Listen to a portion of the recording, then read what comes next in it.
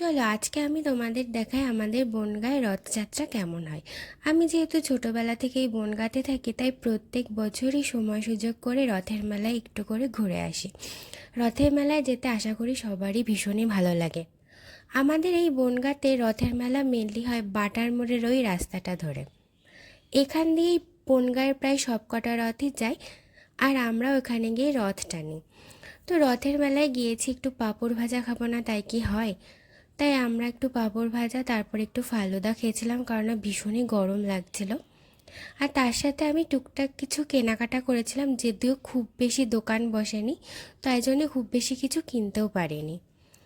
তো আমি বেশিক্ষণ ছিলাম না, তাই খুব বেশি রথ দেখতে পারিনি, ওই দু তিনটেই দেখেছিলাম আর একটু রথও টানছিলাম। আর তার সাথে আমি এখান থেকে একটা ফুল গাছও কিনেছিলাম, অনেক দিন ধরেই ইচ্ছা করছিল।